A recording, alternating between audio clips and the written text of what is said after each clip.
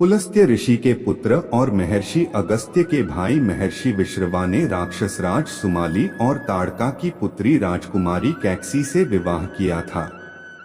कैकसी के 3 पुत्र और 1 पुत्री थी, रावण, कुंभकर्ण, विभीषण और शूर्पणखा।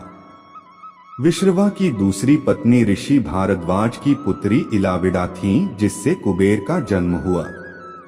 रावण ने दिति के पुत्र मय की कन्या मंदोदरी से विवाह किया, जो हेमा नामक अप्सरा के गर्भ से उत्पन्न हुई थी।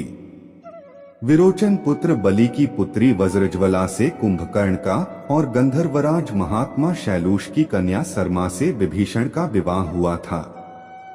भगवान शिव के वरदान के कारण ही मंदोदरी का विवाह रावण से हुआ था। मंदोदरी ने भगवान शंकर से वरदान मांगा था कि उनका पति धरती पर सबसे विद्वान और शक्तिशाली हो। मंदोदरी श्री बिल्वेश्वर नाथ मंदिर में भगवान शिव की आराधना की थी। यह मंदिर मेरठ के सदर इलाके में है, जहां रावण और मंदोदरी की मुलाकात हुई थी। रावण की कई रानियां थी, लेकिन लंका की रानी सिर्फ मंदोदरी को ही माना जाता था। 5 कन्याओं में से एक मंदोदरी को चिरकुमारी के नाम से भी जाना जाता है। अपने पति रावण के मनोरंजनार्थ मंदोदरी ने ही शतरंज के खेल का प्रारंभ किया था। मंदोदरी से रावण को पुत्र मिले, अक्षय कुमार, मेघनाद और अतिकाय। महोदर, प्रहस्त, विरूपाक्ष और भीकम वीर को भी उनका पुत्र माना जाता है। एक कथा यह है कि रावण की मृत्यु एक खास बाण से हो सकती थी। इस बाण की जानकारी मंदोदरी को थी। हनुमान जी ने मंदोदरी से इस बाण का पता लगाकर चुरा लिया, जिससे राम को रावण का वध करने में सफलता मिली। सिंघलदीप की राजकन्या और एक मातृका का भी नाम मंदोदरी था। हालांकि जनश्रुतियों के अनुसार मंदोदरी मध्य प्रदेश के मंदसौर राज्य की राजकुमारी थी। यह भी माना जाता है कि मंदोदरी राजस्थान के जोधपुर के निकट मंडोर की थी, क्योंकि मंदोदरी ने विभीषण से विवाह। जब रावण सीता का हरण करके लाया था, तब भी मंदोदरी ने इसका विरोध कर सीता को पुनः राम को सौंपने का कहा था। लेकिन रावण ने मंदोदरी की एक नहीं सुनी और रावण का राम के साथ भयंकर युद्ध हुआ। ऐसा माना जाता है कि राम रावण के युद्ध एकमात्र विभीषण को छोड़कर उसके पूरे कुल का नाश हो गया था।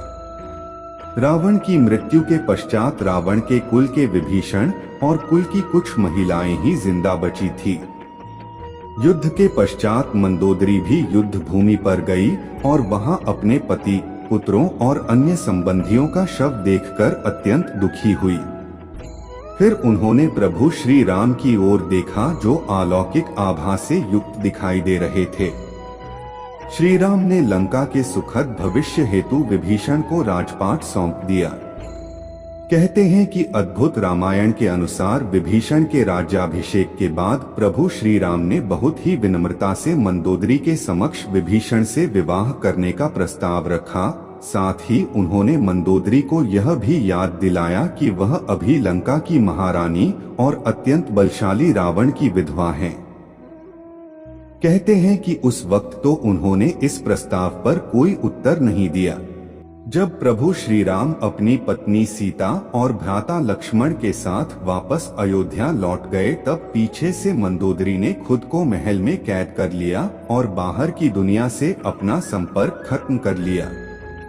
कुछ समय बाद वह पुनः अपने महल से निकली और विभीषण से विवाह करने के लिए तैयार हो गई। हालांकि कुछ विद्वानों का मानना है कि इस बात में कोई सच्चाई नहीं है, यह तो मात्र किंवदंतियां हैं। लेकिन मंदोदरी के बारे में इस बात पर विश्वास करना थोड़ा मुश्किल है, क्योंकि मंदोदरी एक सती स्त्री थी जो अपने पति के प्रति समर्पण का भाव रखती थी। ऐसे में मंदोदरी का विभीषण से विवाह करना अपने आप में हैरान करने वाली घटना है। हालांकि रामायण से इतर की रामायण में ऐसे ही कई अजीब किस्से हैं।